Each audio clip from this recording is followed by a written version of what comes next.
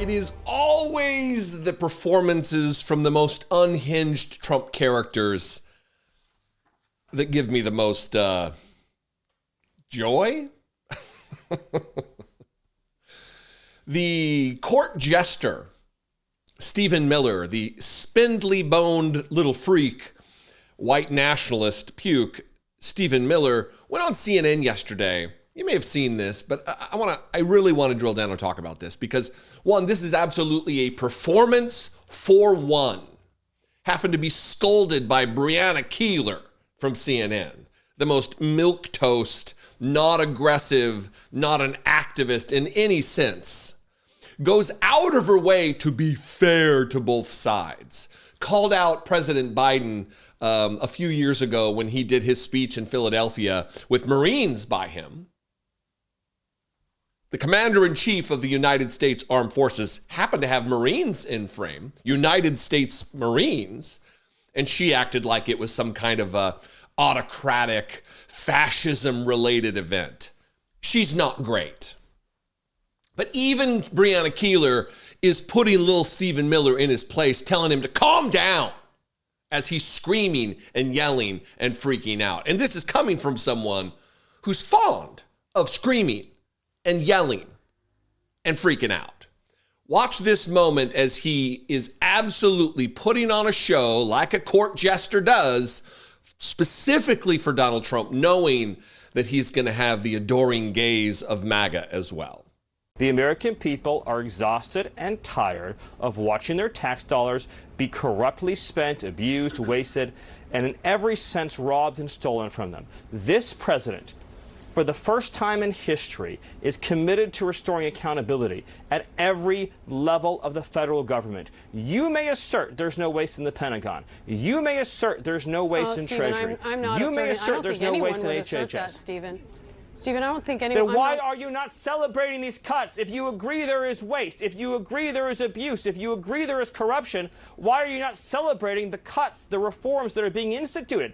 Every day that no action is taken, the entire Stephen, let's calm salaries down. of American workers that are taxed disappear forever. Stephen, let's calm down. This is we're not having a debate. There's no reason about whether there are places. You are clearly trying to debate me, and I will be as excited as I want to be about the fact that we are saving Americans billions of dollars, that we are ending the theft and waste and grift and corruption, that we are stopping American taxpayer dollars from subsidizing a rogue federal bureaucracy that has been relentlessly weaponized against the American people. Okay, you Stephen, may not care about I'm this not issue. Talking about your colleagues may not care about an this issue, area but we care about this issue. The American people care about this issue. They also care about privacy. And the American so public overwhelmingly supports what President Trump is doing.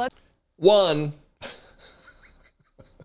and I don't want to be grammar police, language police. I'm as defunct in that territory as anybody else. But this is someone who purports to be an intellectual, a policy wonk, a brilliant communicator of ideas. And what did he say? The American people are exhausted and tired. Exhausted and tired, everybody. That's extra fatigue, is it not? And also that the taxpayers are being robbed and stolen. Both robbed and stolen, just so you know. First of all, she wasn't trying to have a debate with Stephen Miller. She was asking questions, communicating the concerns of millions, tens of millions, if not more than that, of Americans who have valid issue with what is taking place in our federal government. Donald Trump violating the Constitution, stopping funding that has been appropriated by Congress and signed by a president of the United States. It becomes law, and they are stepping around the law. They are violating the law. They're usurping the constitutional order of how money is appropriated and spent on things in our country by our government on behalf of we the people. She's not trying to debate. She's asking questions. But they demand, as you heard, they demand celebration of what they're doing. Why are you not celebrating these cuts? Why are you not celebrating the firing of an untold number of people? And the reason it's untold is because they won't tell us. They won't even tell the courts. They say in filings that numbers of people have been fired. unceremoniously, illegally fired. And they demand that it be celebrated. They're telling the press how to ask their questions, and not only that, how to respond and feel about what they're witnessing take place. And if you don't agree, or if you just ask questions that are pointed, not even tough questions, you are denigrated as not a celebrant of what is taking place in our country, of the illegal activity of Donald Trump, the abject disrespect and disregard for the Constitution that he signaled years ago that he has every right to terminate because of the fraud in the 2020 election that did not happen. And he's got his good little Nazi boy here to demand the celebration. So Donald Trump sees it on TV. Gross. Shameless. Dignity-free. They prostrate themselves before Donald Trump. They lap at the boots of Donald Trump.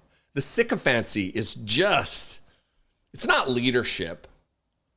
This is cult behavior, and it's getting worse and worse. I thought we had reached the pinnacle, the acme, if you will, of cult adherence, and it just gets worse and worse.